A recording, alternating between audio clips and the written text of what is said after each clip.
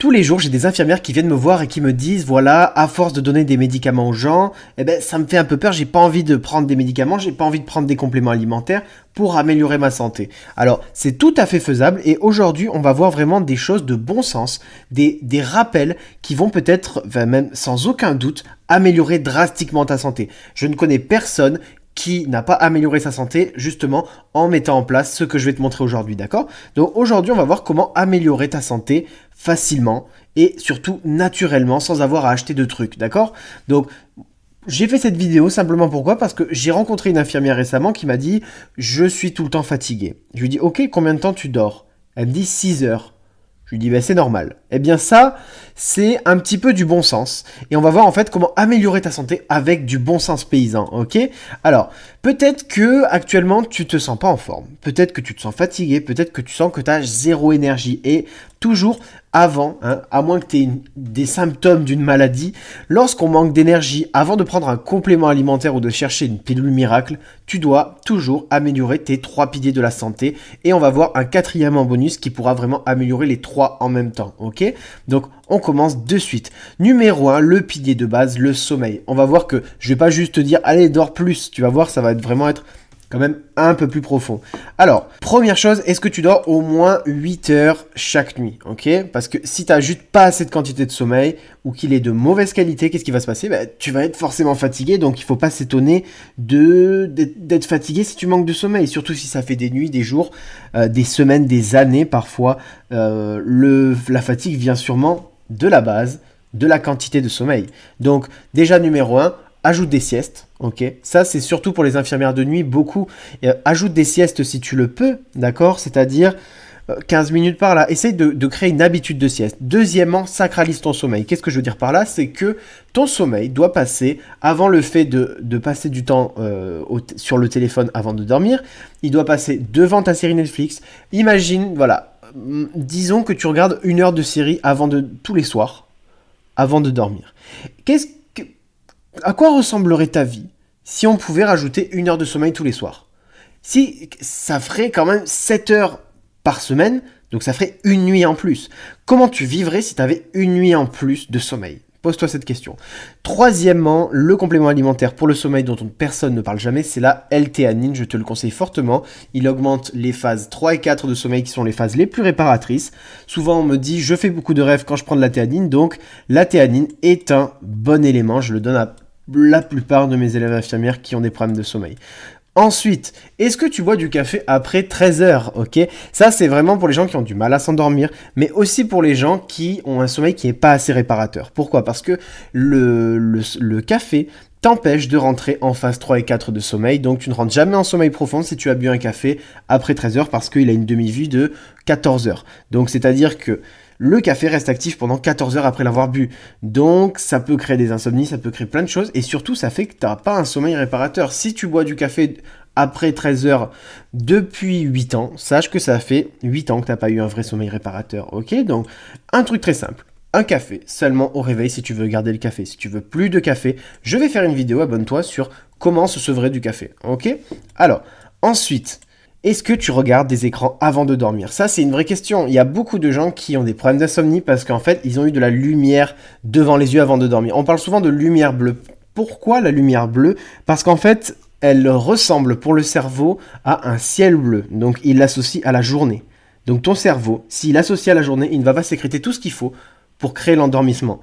Donc, souvent, on a beaucoup de problèmes d'endormissement à cause des écrans, mais aussi on a une baisse des phases 3 et 4 de sommeil, des quantités quand on a eu trop de lumière bleue avant de dormir. Donc, petit conseil très simple, pose ton téléphone à l'entrée de ta chambre, ok? Ça, c'est vraiment le truc qui change tout. Tu poses ton téléphone à l'entrée de ta chambre, et qu'est-ce qui va se passer? Il va sonner le matin, et toi, tu vas te lever, et tu vas poser les pieds sur le sol froid, clac, tu le déverrouilles, et comme ça, tu seras pleinement réveillé. Il n'y a pas de je snooze, je snooze, je snooze, je renvoie dans 10 minutes, dans 10 minutes. Non, ok? Ensuite, lire ou écrire avant de dormir. C'est un moment de calme, de pause, ça fait du bien. Et ça, c'est vraiment un truc qui va te détendre, ok? Ensuite, qu'est-ce qu'on a encore à propos du sommeil? Est-ce que par exemple, peut-être que tu manges trop gras avant de dormir ou trop sucré avant de dormir? Peut-être que tu as une digestion qui est trop coûteuse, qui demande trop d'énergie et qui fait que ton corps, il est focus, il est concentré à digérer tout ça au lieu de reposer son corps. Tu lui donnes déjà trop de travail, donc il a peu de travail pour aller peut-être réparer tout le reste qu'il a besoin. Et donc on sait que si tu manges trop gras ou peut-être trop sucré ou trop lourd généralement avant de dormir, eh bien tu n'auras pas de phase 3 et 4 de sommeil qui sont encore, comme j'ai dit, les phases les plus réparatrices. Ensuite, mange léger avant de dormir, d'accord? C'est vraiment le conseil. Mange une bonne portion de légumes pour avoir des bonnes fibres pour la digestion la nuit et aussi une bonne source de protéines. Ok? Essaye vraiment de privilégier, si tu dois faire un repas lourd, le fais pas le soir avant de dormir, d'accord? Ensuite, est-ce que tu cogites peut-être trop avant de dormir? Moi, j'ai beaucoup d'infirmières qui me disent, voilà, je refais la journée dans ma tête avant de dormir. Et ça, c'est un grand problème. Ça crée des insomnies, ok, qui sont dues aux événements de la journée, parce qu'on vit des choses quand même qui sont très intenses en tant qu'infirmière. Et aussi, tu peux penser peut-être aux choses à faire demain, en plus. Ouais, faut pas que j'oublie ça. Est-ce que j'ai oublié lui? Est-ce que je lui ai donné le traitement? Etc. Ça, en fait, il faut vraiment que hop, le conseil, il est là. Il faut que tu écris avant de dormir, vraiment, ce que tu as à faire pour demain, ok? Tu notes les choses importantes. Tu t'envoies un email à toi-même, comme ça, tu l'as dans tes notifications si tu veux pas oublier et te lever le matin et faire ah, ok, c'est bon, ok? C'est une bonne façon de prendre des notes et de se faire des rappels soi-même, de s'envoyer des emails. Ensuite, moi, je te conseille un truc, c'est d'avoir soit une marche après le travail, soit un moment de coupure. Parce que le problème, c'est que tu rentres du travail, tu cogites dans ta voiture, ensuite, tu arrives chez toi et tu recogites pendant que tu es en train de faire à manger, tu cogites et... Enfin, en fait, il faut que tu aies un moment pour toi, que ce soit de la marche, que ce soit de la méditation, que ce soit peut-être même une séance de sport. Il faut que tu aies un moment à toi qui signifie que c'est la fin et qu'il faut arrêter d'y penser. D'accord? C'est important, c'est pas facile, mais ça améliorera grandement ta vie. Ok? Ensuite, encore une chose à propos du sommeil, est-ce que peut-être tu ne te dépenses pas assez, ok? Est-ce que peut-être tu as trop d'énergie avant de dormir? Peut-être ça c'est dû à la sédentarité.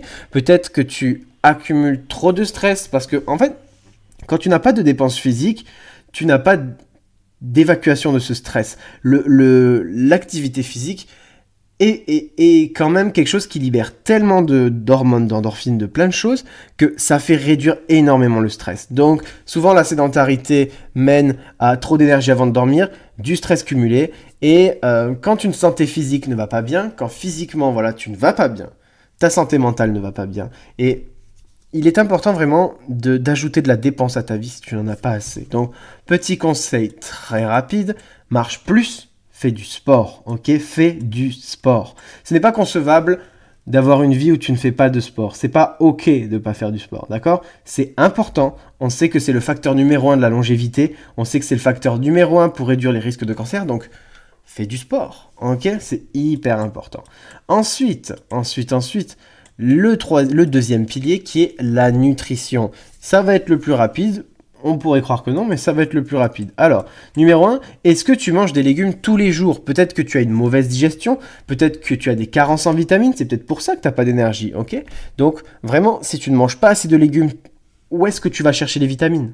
Où est-ce que tu vas chercher les minéraux? Si tu n'as pas de légumes, si tu as des légumes 3 fois par semaine, sache que tu es fortement en carence. Donc, tes vitamines, tu vas pas aller les chercher. Bon, tu peux les chercher un petit peu dans certaines sources de viande, mais si tu manges pas des légumes, tu vas être en très mauvaise santé, d'accord? Tu vas même perdre les dents. Donc, minimum, moi je te conseille 200 grammes de légumes par repas, ok? Ça équivaut à quoi? Un tiers de l'assiette, voire une moitié d'assiette, ok? Essaye de privilégier des légumes de saison. Si tu prends les légumes de saison à chaque fois que tu tournes, tu auras un petit peu de chaque vitamine tout le long de l'année, d'accord? C'est bon. Tu n'auras pas tout l'ensemble des vitamines à l'année entière, mais au moins une fois par an, tu auras cette vitamine-là. Il y a des gens, par exemple, qui se coupent de certains légumes et qui, pendant 20 ans, parce qu'ils arrêtent de manger ce légume, et pendant 20 ans, ils n'ont pas cette vitamine-là. Et donc, c'est vraiment important de diversifier ces sources de légumes en plus. Ensuite, qu'est-ce qu'on a encore dans la nutrition?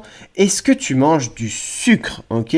Peut-être que tu as des coups de mou, des baisses d'énergie, peut-être que tu es atteint de surpoids, peut-être que tu as des addictions qui vont provoquer des irritabilités, des variations en termes de concentration, mais aussi des variations en termes d'humeur. C'est peut-être à cause du sucre, c'est fort possible, c'est fort probable. Tu as aussi peut-être une insulino-résistance à cause du sucre, à cause que tu manges trop de sucre, ok? Peut-être que tu as un début de diabète de type 2, c'est fort probable. Il y a beaucoup de gens qui ne sont pas diagnostiqués en début de diabète de type 2. Donc, le sucre, t'en fais pas. tu n'auras pas une carence parce que tu ne manges pas assez de bonbons, ok? Et bien sûr, ça entraîne un vieillissement prématuré. Il y a des gens qui ont l'air plus vieux parce qu'ils se bourrent de sucre, ok? Qu'est-ce qu'il y a de pire? Le sucre, la cigarette, c'est pas top les deux. Alors, ensuite, moi ce que je te conseille quoi qu'il arrive, c'est de supprimer les sucres de ta vie, d'accord? Et comme j'ai dit juste avant, personne ne souffre de carence en sucre raffiné, d'accord? Donc vraiment, il est important que tu supprimes ces sucres rapides parce qu'en fait, il n'y a aucun bénéfice nutritif à les manger, d'accord? À moins que tu fasses un malaise vagal, d'accord? Ensuite, est-ce que tu manques d'iode? Ça, c'est une des carences les plus grosses, pas dans le monde, mais dans les pays, disons. Je crois que les seuls qui ne sont pas atteints de ça, ce sont les pays asiatiques, qui ont très peu de carence en iode. Mais qu'est-ce que ça fait d'avoir une carence en iode? Ça fait déjà, un ralentissement du métabolisme, parce qu'il y a des défauts, des problèmes au niveau de la thyroïde, des hypothyroïdies, des prises de poids, la peau sèche, une diminution des capacités cognitives, et sache vraiment qu'un humain sur 4 manque d'iode. L'iode, c'est pas seulement lorsqu'on est en train de faire une grossesse, c'est même post-grossesse, et plus on a une forte poitrine, et plus on a besoin d'iode. Donc c'est vraiment important de mettre de l'iode dans ta vie, d'accord? Tu ne vas pas mourir de prendre de l'iode, tu prends de l'iode végétal, par exemple, via les algues. Donc, qu'est-ce que je te conseille? Tu as un conseil très simple.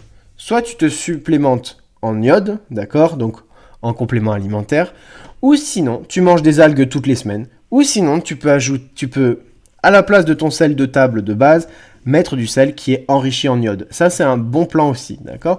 On a fait reculer le crétinisme dans les Alpes qui était dû à un manque d'iode seulement en leur ajoutant du sel iodé. Donc c'est important, c'est vraiment important pour la santé, surtout si tu vas avoir une grossesse, surtout si tu comptes, si tu es en post-grossesse même.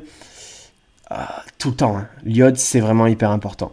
Alors, ensuite, est-ce que tu manges des produits transformés dans ta vie? Peut-être que tu as des coups de mou, simplement parce que tu manges des céréales, simplement parce que tu manges du Nutella, simplement parce que tu manges des chips régulièrement. Et tous ces trucs-là, ils ont tellement de mauvaises choses en elles que ça peut déclencher un dérèglement hormonal, ça peut créer de la fatigue chronique, de l'inflammation chronique, ça peut créer des maladies cardiovasculaires sans aucun problème. T'imagines bien que si tu manges régulièrement des chips et du Nutella, c'est pas très bon pour ton cœur, ok? Diabète de type 2 avec tous les sucres forcément, problème de digestion, addiction alimentaire, vraiment il n'y a aucun bénéfice à manger ces trucs. Tu ne souffriras jamais d'une carence en chips, d'une carence en Nutella ou d'une carence en Coco Pops, d'accord? Donc, mange seulement des aliments bruts. Je sais que ça peut paraître étrangement compliqué pour beaucoup de gens, ok? Mais mange seulement des aliments bruts, tu es déjà sûr de faire très peu d'erreurs comme ça, ok? Moi, je conseille un truc, c'est de cuisiner tout ce que tu manges. Tu ne manges pas quelque chose que tu n'as pas cuisiné, d'accord? Ou essaye de tendre vers ça, ok? L'objectif, c'est de ne plus jamais manger de trucs qui sont transformés, d'accord? Donc tu ne dois manger que des choses qui sont cuisinées par toi-même. Peut-être qu'au début ça va être dur, mais tu vas y arriver petit à petit, tu vas tendre vers ça et garde cet objectif en tête, d'accord? Et t'essayes de t'en rapprocher. Moi je te conseille un autre truc surtout, c'est n'en achète plus. On ne te donnera pas dans la rue un paquet de chips, on ne te donnera pas dans la rue des Coco Pops, donc la meilleure manière de ne plus manger quelque chose, c'est de ne plus l'acheter. D'accord? Quoi qu'il arrive, comme j'ai dit juste avant, tu seras jamais en carence de chips ou de Nutella. D'accord? Alors, ensuite, question très simple. Je me sens pas bien, j'ai mal à la tête, je me sens faible. Est-ce que tu bois de l'eau? Est-ce que tu bois assez d'eau? Est-ce que tu as peut-être la peau sèche? Est-ce que tu es constipé? Est-ce que tu fais de la rétention d'eau? Ça paraît très contre-intuitif, mais le corps va stocker le peu d'eau qu'il a, donc ça crée de la rétention d'eau, de manque d'eau. Ensuite, est-ce que tu es rapidement fatigué? Est-ce que tu as une espèce de brouillard mental? Est-ce que tu es juste clairement desséché? C'est possible, tu es peut-être desséché, donc bois de l'eau, bois de l'eau, bois de l'eau, on n'oubliera jamais de le dire. Ton corps est constitué d'eau et si tu ne lui en donnes pas, il va tourner au ralenti, d'accord? Toutes les fonctions du corps fonctionnent avec de l'eau, d'accord? Donc c'est hyper important. Moi, je te conseille un truc, c'est d'acheter une gourde de 1 litre avec toi et de la boire dans la journée. Tu la bois en dehors des repas. Par contre, ce que tu fais lors des repas, c'est que tu bois au moins un verre d'eau, d'accord? Il y a beaucoup de gens qui me disent, je bois pas pendant les repas, je sais même pas comment ils font passer leur repas. Et ils me disent en plus de ça, qu'ils boivent pas en plus, ils boivent pas dans les repas, ils boivent Je sais pas, bah ils boivent pas en fait. Moi j'ai une de mes élèves là récemment qui m'a dit, j'ai bu un verre d'eau aujourd'hui. Je me suis dit, un verre d'eau, mais comment tu fais? Donc c'est une habitude à prendre, t'achètes une gourde de 1 litre, tu dois la boire en dehors des repas et tu bois un verre d'eau à chaque repas et tu seras à peu près à 1,5 litre à la fin de la journée. Tu verras que la vie n'est pas pareille, d'accord? Mais une application de rappel, ça c'est vraiment un truc qui peut marcher. Donc il y a plein d'applications pour te rappeler que tu dois boire. Fais-le. Achète une gourde, toujours. Parce que si tu dois faire la démarche à chaque fois de prendre un verre, de le remplir, bah, ça fait chier. Donc, qu'est-ce que tu fais? Tu prends une gourde que tu as toujours avec toi. La gourde, c'est comme le permis, c'est comme le sac à main, c'est comme tout ce que tu amènes tout le temps avec toi, c'est comme le portable, ça doit toujours être avec toi, d'accord? Tu l'emmènes au travail, tu dois l'avoir tout le temps avec toi, ok? Ensuite, est-ce que tu manges des grosses quantités de féculents? Là, c'est l'une des plus grosses erreurs qu'on voit de toute façon en nutrition, c'est des gens qui se mangent des énormes assiettes de pâtes, des énormes assiettes de riz avec de la sauce et des lardons dessus. Il n'y a pas assez de protéines, il n'y a pas assez de légumes, ok? Donc si tu manges des énormes quantités de féculents, il ne faut pas oublier un truc, c'est que les féculents, c'est des sucres. Ça reste des sucres, ok? Ta langue ne le ressent pas, mais pour t'expliquer quelque chose de très simple, c'est que ce qu'on appelle les sucres lents, c'est simplement des sucres qui sont accrochés, ton corps va venir les casser, et bah, dis-toi un truc, c'est que si tu manges trop de sucre, ok? De sucre lent, si tu manges par exemple, je sais pas moi, une grosse assiette de pâtes, eh bien tu vas déclencher ton insuline comme si, c'est pas exactement de la même manière, mais tu vas quand même déclencher ton insuline comme quelqu'un qui a mangé un Snickers par exemple, ok? Donc ça provoque des pics d'insuline, ok? Ça fait donc forcément chuter ton énergie à cause des pics de glycémie. T'as aussi des fringales fréquentes parce que le sucre amène le sucre. Tu peux avoir des cravings, c'est-à-dire des grosses envies de sucre, alors que tu t'es dit, je mange pas tant de sucre que ça. Tu manges du sucre, ok? Tu manges du sucre. Les pâtes, c'est du sucre. Le pain, c'est du sucre. Le riz, c'est du sucre, ok? Ça veut pas dire qu'il faut pas en manger. Je te dis pas de pas en manger. Je te dis juste un truc, c'est que il faut que tu en manges dans des doses normales. On ne se fait pas une assiette énorme de pâtes, ok? Sinon, il ne faut pas s'étonner d'être complètement fatigué, ok? Ensuite, bien sûr, création de graisse abdominale, parce que tout l'excédent d'énergie que ton corps ne sait pas où dispatcher, tu vois, eh bien, il va le garder pour plus tard et il va le transformer où et en quoi? Je te laisse deviner. Ensuite, somnolence, etc. Bref, les féculents ne doivent pas dépasser un tiers de l'assiette, ok? Pas dépasser, moi je te conseille un quart, un tiers, ça dépasse pas un tiers, d'accord? Ce sera déjà très bien. Et tu vas te dire, mais qu'est-ce que je mets si je mets qu'un tiers de pâtes? Bah, tu mets un tas de légumes, tu mets une bonne portion de protéines, ok? Ensuite, le sport, le troisième pilier, on verra le quatrième, tu vas voir, c'est peut-être celui qui résout tout, mais le sport, ok? Ça c'est l'un des trucs où la population pêche le plus, d'accord? Donc, la vraie question, c'est est-ce que tu bouges assez au quotidien?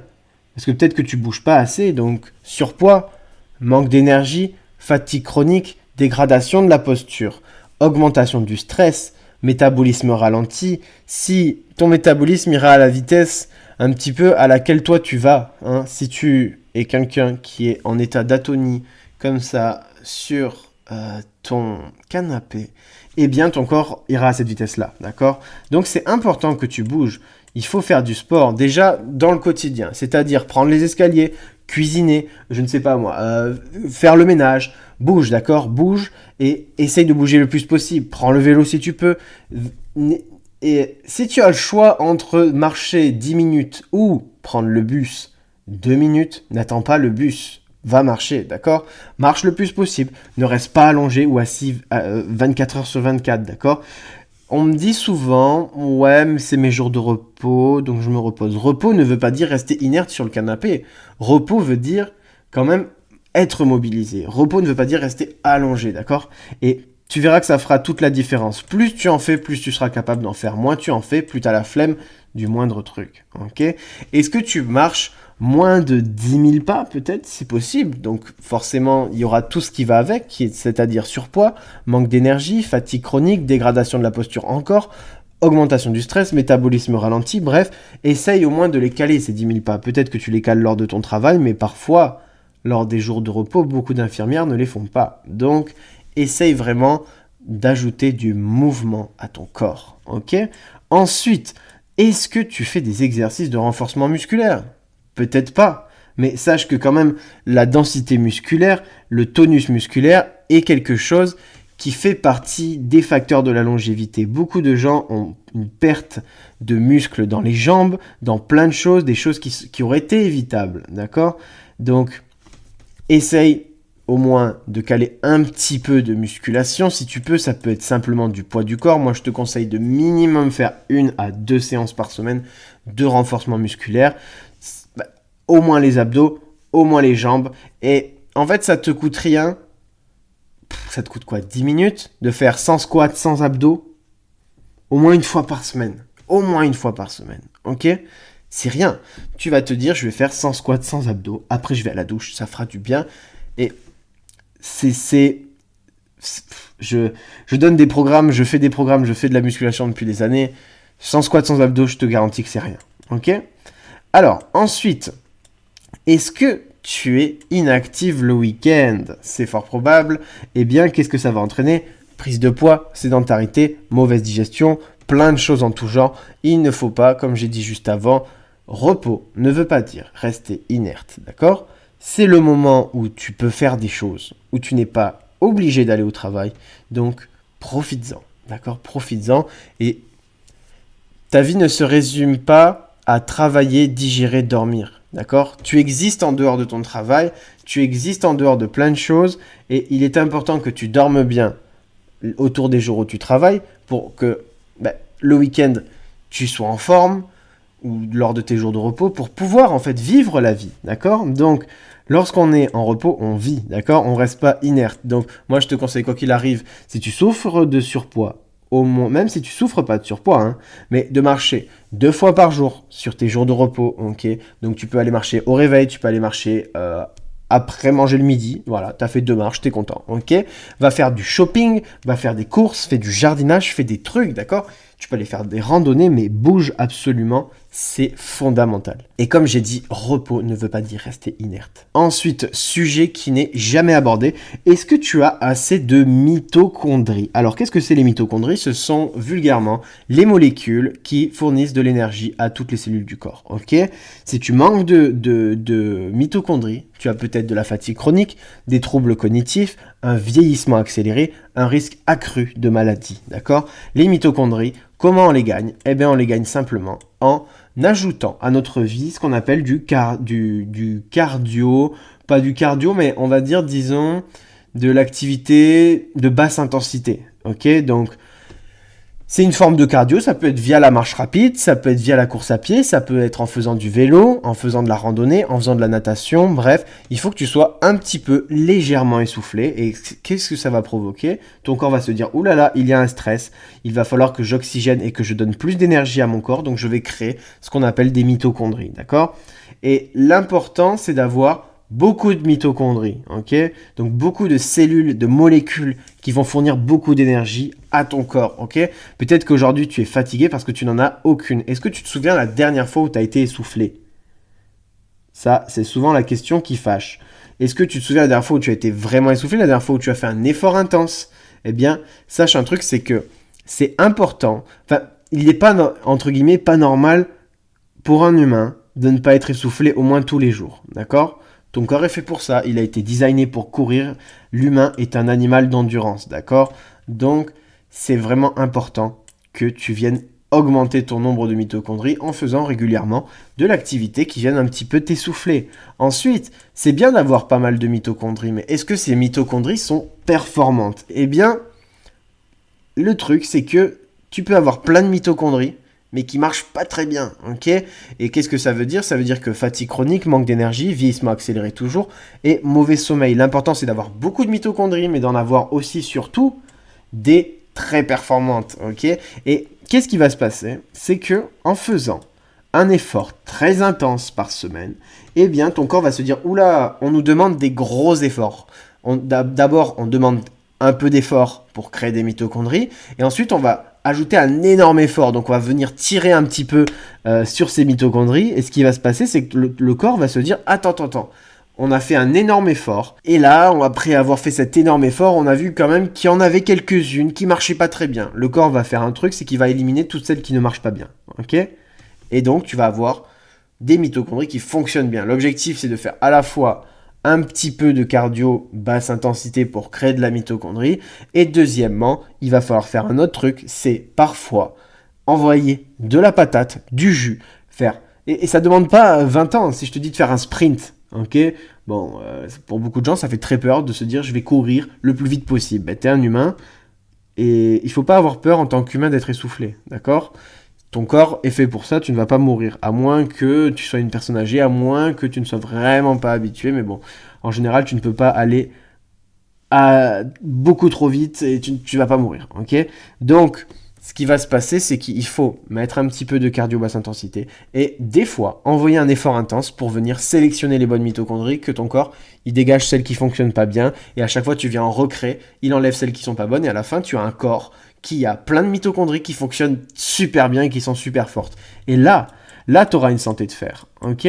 Ensuite, le quatrième pilier, la chose à réfléchir absolument, c'est est-ce que tu es en surpoids? Est-ce que tu as un peu de surpoids? Est-ce que tu as de la graisse viscérale? Pourquoi? Parce que j'ai cité ici tous les impacts physiologiques, dont résistance à l'insuline, perturbation hormonale, je vais pas tous te les dire bien sûr, cholestérol, foie gras non alcoolique, stéatose hépatique, bref, moins de vitalité surtout, ça c'est ce que tu ressens au quotidien, avec une baisse d'énergie, de l'énergie mentale, des difficultés à la concentration, de la somnolence, surtout après les repas, bref, aussi tous les effets qui sont physiologiques, donc baisse de l'estime de soi, risque accru de symptômes dépressifs, stress, anxiété sociale, bref, les problèmes du surpoids, on les connaît. Et donc, moi, qu'est-ce que je te conseille si tu veux vaincre le surpoids en tant qu'infirmière? Il est très simple, c'est que tu vas voir mes vidéos sur le sujet.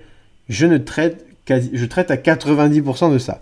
Donc, je pense que c'est important que tu te dises, c'est possible, parce que, en fait, je rencontre tous les jours des infirmières qui testent, qui m'envoient des messages, qui regardent mes vidéos et qui me disent en fait c'est pas si dur, ok? Et c'est même assez plaisant d'avoir du contrôle, de manger quand même des bonnes choses, des repas où tu n'as plus faim. Bref, je te renvoie vers mes vidéos où je te montre comment perdre du poids sans crever la dalle, en mangeant des vrais trucs bons, la base quoi, ok? Et bien sûr, bouger plus, manger mieux, c'est ça la clé, ok? Donc je te donne tout ce qu'il faut dans mes vidéos, si tu veux aller voir, j'ai créé une playlist qui s'intitule, je sais plus comment elle s'intitule, c'est une playlist où il y a 9 vidéos, et donc il y en a une pour les infirmières vacataires, une pour les infirmières en 3x8 heures, une pour les infirmières de nuit, une pour les infirmières en intérim, etc. Tu trouves quel est ton cas à toi, tu suis la vidéo, le tuto, hop, je t'explique tout, clé en main, recette, tout, je te donne tout, ok? Bref, si tu es en surpoids, sache un truc, c'est que tout ton corps, il dysfonctionne, d'accord? Pourquoi? Parce qu'une simple couche de graisse viscérale peut entraîner une cascade de dysfonctionnements hormonaux, d'accord? Donc, c'est vraiment important de te dire, si j'enlève ce gras, peut-être que, et même c'est fort probable, que j'aurai plus d'énergie, je me sentirai peut-être mieux, et que c'est peut-être ça le problème que j'ai, ok? Donc, pour beaucoup de gens, le facteur numéro 1 pour améliorer leur santé, c'est simplement de perdre du poids, ok? C'est de retrouver un bon IMC.